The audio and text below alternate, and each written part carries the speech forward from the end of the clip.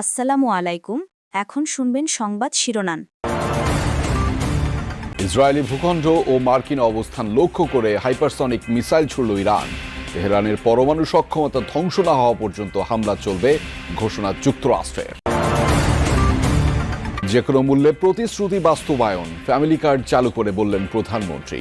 ধৈর্যের সঙ্গে মধ্যপ্রাচ্য যুদ্ধের প্রভাব মোকাবেলার আহ্বান।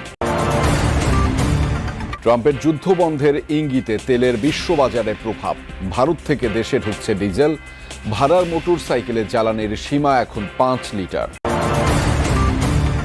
আসসালামু আলাইকুম। এতক্ষণ দেখছিলেন সংবাদ শিরোনাম, এখন দেখবেন বিস্তারিত। ইরানের পরমাণু সক্ষমতা ধ্বংস না করা পর্যন্ত অভিযান চলবে, এমন হুঁশিয়ারি দিয়েছেন মার্কিন প্রেসিডেন্ট ডোনাল্ড ট্রাম্প। গণমাধ্যমকে তিনি জানিয়েছেন, যখন অভিযান শেষ হবে তখন ইরানের আর সমরাস্ত্র তৈরির সক্ষমতা থাকবে না। অন্যদিকে মার্কিন প্রতিরক্ষামন্ত্রী পিটার হেগসেথ হুমকি দিয়ে বলেছেন, প্রতিবেশীদের উপর হামলা চালিয়ে সবচেয়ে বড় ভুল করেছে ইরান। এদিকে ইসরায়েলি ভূখণ্ড এবং মার্কিন অবস্থান লক্ষ্য করে হাইপারসনিক মিসাইল সহ 4 ধরনের ক্ষেপণাস্ত্র ছুড়েছে ইরানের বিপ্লবী গার্ড বাহিনী। লক্ষ্য ইসরায়েলের হাইফা বন্দর। ছুটে যাচ্ছে একের পর এক ড্রোন। ইসরায়েলি ভূখণ্ড লক্ষ্য করে মঙ্গলবার নতুন করে অভিযান চালায় ইরানের বিপ্লবী গার্ড বাহিনী। 34তম দফার এই হামলায় ব্যবহার করা হয় হাইপারসনিক সহ 4 ধরনের মিসাইল। এর পাশাপাশি ইসরায়েলের রামাত ডেভিড বিমান ঘাঁটিতেও হামলা হয়। ইরানের দাবি, হামলায় তেল আবিবের পূর্বাঞ্চলে ইসরায়েলের গোপন ক্ষেপণাস্ত্র লঞ্চারগুলো ধ্বংস হয়েছে। হামলায় আবুধাবির কাছে আল ধাফরা বিমান ঘাঁটি এবং বাহরাইনের জুফায়ার ঘাঁটিতে অবস্থিত মার্কিন সেনাদের টার্গেট করা হয়। এদিকে ইরানে অভিযান নিয়ে আবারও হুঁশিয়ারি এলো ওয়াশিংটনের পক্ষ থেকে। মার্কিন প্রেসিডেন্ট ডোনাল্ড ট্রাম্প হুমকি দিয়ে বলেন, ইরানের সমরাস্ত্র সক্ষমতা ধ্বংস না হওয়া পর্যন্ত অভিযান চলবে। অন্যদিকে প্রতিরক্ষামন্ত্রীর হুমকি, প্রতিবেশীর উপর হামলা চালিয়ে বড় ভুল করেছে ইরান। আমরা যখন অভিযান শেষ করব তখন ইরানের সমরাস্ত্র তৈরির সক্ষমতা বলতে আর কিছু থাকবে না। তাদের পরমাণু প্রকল্প ধ্বংস করা হবে। তারা আর এ ধরনের কোনো পদক্ষেপ নেওয়ার সাহস করবে না। প্রতিবেশীদের উপর হামলা চালানো ইরানের সবচেয়ে বড় ভুল ছিল। হরমুজ প্রণালী বন্ধে তারা যদি কোনো পদক্ষেপ নেয় তাহলে এখনকার চেয়েও 20 গুণ বেশি আঘাত হানবে যুক্তরাষ্ট্র। এদিকে আবারও ইরানের পররাষ্ট্রমন্ত্রীর হুঁশিয়ারি, কোনো ধরনের সমঝোতার প্রস্তাবের সামনে মাথা নত করবে না তেহরান। এদিকে ইসরায়েলের প্রধানমন্ত্রী বেনিয়ামিন নেতানিয়াহুর মৃত্যু নিয়ে গুজব ছড়িয়েছে সামাজিক যোগাযোগ মাধ্যমে। যদিও আন্তর্জাতিক কোনো গণমাধ্যমে এ বিষয়ে কিছুই জানানো হয়নি, এমনকি ইসরায়েলের গণমাধ্যমেও প্রকাশিত হয়নি এমন কোনো তথ্য। তবে ইরানের রাষ্ট্রীয় গণমাধ্যম তাসনিম নিউজে এ সংক্রান্ত এক প্রতিবেদন প্রকাশিত হয়েছে। কিন্তু কিভাবে নেতানিয়াহুর মৃত্যু হয়েছে সে সম্পর্কিত কিছুই উল্লেখ করা হয়নি প্রতিবেদনটিতে। এক রুশ গণমাধ্যমের বরাতে নেতানিয়াহুর অবস্থান লক্ষ্য করে হামলা চালানোর কথা বলা হয়েছে প্রতিবেদনে, যার জেরে সামাজিক যোগাযোগ মাধ্যমে ছড়িয়েছে নেতানিয়াহুর মৃত্যুর গুজব। এ নিয়ে সৃষ্টি হয়েছে ধোঁয়াশা। ইরানের উপর মার্কিন ইসরায়েল যৌথ সংঘাত শুরুর পর থেকে প্রকাশ্যে দেখা যায়নি নেতানিয়াহুকে। ধারণা করা হচ্ছে ইউরোপের কোনো এক দেশে অবস্থান করছেন তিনি। ইরানে কাঙ্ক্ষিত জয়ের অনেকটাই অর্জন করে ফেলেছে যুক্তরাষ্ট্র। যুদ্ধ প্রায় শেষের দিকে, এমন মন্তব্য করেছেন মার্কিন প্রেসিডেন্ট ডোনাল্ড ট্রাম্প। হোয়াইট হাউসে সাংবাদিকদের সঙ্গে কথা বলতে গিয়ে ট্রাম্প বলেন, এরই মধ্যে ইরানের ড্রোন ও ক্ষেপণাস্ত্র সক্ষমতা প্রায় ধ্বংস হয়ে গেছে। আমরা ইরানের কোথায় কোথায় ড্রোন তৈরি হয় সবই এখন জানি এবং একের পর এক সেগুলো ধ্বংস করা হচ্ছে। তাদের মিসাইল লঞ্চার 90% বেশি ধ্বংস হয়ে গেছে। ড্রোন হামলাও প্রায় পুরোপুরি কমে গেছে। যে কোনো মূল্যে নির্বাচনী প্রতিশ্রুতি বাস্তবায়ন করা হবে। বিএনপি জবাবদিহিতে বিশ্বাস করে বলেই দায়িত্ব নেয়ার 1 মাসের মধ্যেই প্রতিশ্রুতি বাস্তবায়ন করছে সরকার।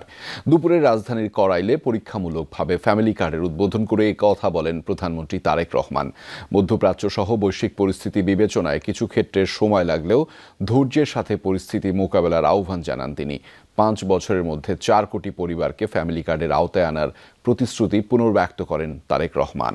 জনসাধারণের কাছে এই সাধারণ মানুষগুলো ভোটেই নির্বাচিত প্রধানমন্ত্রী ছুটে ছুটে আসলেন। হাত নেড়ে শুভেচ্ছা জানিয়ে হাস্যোজ্জ্বল মুখে যেন হতদরিদ্র মুখগুলোর সামনে সেই প্রতিশ্রুতি পূরণের সাহস নিয়ে দাঁড়ালেন।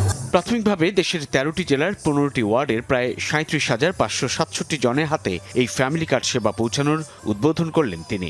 নিজ সংসদীয় এলাকার করাইল বস্তি সংলগ্ন TNT খেলার মাঠে করাইল, সাততলা ও ভাসানটেক 3 বস্তির 15,000 সুবিধাভোগীর মধ্যে 17 নারীর হাতে ফ্যামিলি কার্ড তুলে দেন। ফ্যামিলি কার্ড, যেটি কেবল একটি কার্ড নয় কিংবা 2,500 থেকে 3,000 টাকার আর্থিক নিশ্চয়তা নয়, বরং পরিবারের দরিদ্র পরিবারের গৃহকর্ত্রীকে ক্ষমতায়ন নিশ্চিত করার মধ্য দিয়ে স্বাবলম্বী করে তোলার এক অনন্য উদ্যোগও বটে। বিএনপি চেয়ারম্যান তারেক রহমান নির্বাচন পূর্ব সময়ে দেশের পথে প্রান্তরে সেই উদ্যোগের কথাই প্রতিশ্রুতি আকারে তুলে ধরেছিলেন। নির্বাচনী ইশতেহারেও উল্লেখ ছিল তা। ক্ষমতা গ্রহণের পর প্রধানমন্ত্রী তারেক রহমান তা দ্রুত সময়ে বাস্তবায়নের রূপ দিলেন। গভর্নমেন্ট টু পারসন G2P পদ্ধতিতে দেশজুড়ে ফ্যামিলি কার্ড প্রাপ্তদের হাতে মোবাইল ব্যাংকিংয়ের মাধ্যমে ২৫০০ টাকার অর্থ সহায়তা দেওয়ার উদ্বোধন করেন প্রধানমন্ত্রী তারেক রহমান।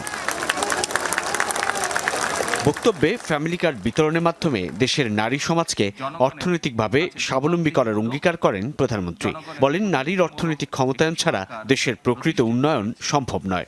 বর্তমান সরকার গঠনের আগেই পরিকল্পনা গ্রহণ করেছে কিভাবে নারীদেরকে আমরা ক্ষমতায়ন করব, অর্থনৈতিকভাবে সচ্ছল করে গড়ে তুলব, এবং তারই অংশ হিসাবে আজকে এই ফ্যামিলি কার্ড আমরা সমগ্র বাংলাদেশে পর্যায়ক্রমিকভাবে ইন্ট্রোডিউস শুরু করলাম আজকে আমরা। মার্কিন প্রেসিডেন্ট ডোনাল্ড ট্রাম্প শিগগিরই ইরান যুদ্ধ বন্ধের ইঙ্গিত দেওয়ার পর বিশ্ববাজারে কমেছে অপরিশোধিত তেলের দাম। বার্তা সংস্থা রয়টার্স জানিয়েছে, মঙ্গলবার ব্রেন্ট ক্রুড অয়েলের দাম ব্যারেল প্রতি প্রায় 11% পর্যন্ত কমে গিয়েছিল। দাম নেমেছিল $90 নিচে। এরপর ওঠানামা অব্যাহত থাকলেও তেলের দাম এখনও রয়েছে $100 নিচে। এর আগে যুক্তরাষ্ট্র, ইসরায়েল ও ইরানের মধ্যে যুদ্ধ শুরুর পর লাফিয়ে বাড়তে শুরু করে তেলের দাম। এমনকি প্রতি ব্যারেল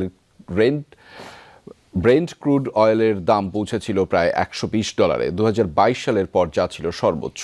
রাজধানীর বিভিন্ন ফিলিং স্টেশনে কিছুদিন ধরেই জ্বালানির টানাটানি চলছে। কোথাও ঘন্টার পর ঘন্টা অপেক্ষা করেও তেল পাচ্ছেন না মোটরযান চালকরা। পাম্প মালিকদের বিরুদ্ধে রয়েছে নানা অনিয়মের অভিযোগ। তবে বিকেলের দিকে কিছু স্টেশনে তেল সরবরাহ শুরু হলেই পরিস্থিতি কিছুটা স্বাভাবিক হতে থাকে। সকাল থেকেই রাজধানীর বিভিন্ন ফিলিং স্টেশনে তেলের খোঁজে ঘুরতে থাকেন মোটরসাইকেল চালক সহ সাধারণ মানুষ। তবে বেশিরভাগ স্টেশনেই দেখা যায় তেল নেই। কোথাও আগের দিন সন্ধ্যাতেই শেষ হয়ে গেছে মজুত, আবার কোথাও 2 দিন ধরেই নেই কোনো সরবরাহ। তেল আছে, তেল পর্যাপ্ত পরিমাণ আছে, কিন্তু এই যে আমাদের যে ভোগান্তিটা, এটার কি, এটা তো সকাল 8:30, তাহলে তেলটা কোথায়? আমার তৈল আসবে, তৈল আসার পর আমি ট্যাঙ্কিতে লোড করব, তারপর তৈলে প্রতিটা নজেল হাওয়া ধরা, এটা শেষ করব। তাতেও তো আবার আসার পরও 10-15 মিনিট প্রসেসিং আছে। ভোর 4:30 ঢুকছি, সিরিয়াল দিছে। কালকে সিয়ারি খাওয়ার পরে আসছি, রাত 10টা বাজে তেল নিয়ে গেছি, তাহলে সারাটা দিনের রাস্তায় রোজা থেকে। এদিকে রাজধানীর আব্দুল্লাপুর এলাকার একটি পেট্রোল পাম্প ঘিরে উঠে আসে ভিন্ন অভিযোগ। যমুনা টিম জানতে পারে, রাতের অন্ধকারে আশেপাশের কিছু দোকানের সঙ্গে যোগসাজশ করে নির্ধারিত সীমার বাইরে মোটরসাইকেলে এবং ড্রামে তেল দেওয়া হয়। জানতে চাই ওই দোকানির কাছে। আপনি আমার সামনে কথা বলছেন যে রাত্রে আসলে আমি ফুল ট্যাঙ্কি ভরে দিব। এখন আমি আচ্ছা বলে, হ্যাঁ ফুল ট্যাঙ্কি ভরে দিব, আমি চেষ্টা করবো এই করে এটা কি ঠিক কিনা? না, এটা ঠিক না। প্রথমে অস্বীকার করলেও পরে স্থানীয়দের সামনে প্রশ্নের মুখে এক পর্যায়ে তা স্বীকার করেন পাম্প সংশ্লিষ্টরা।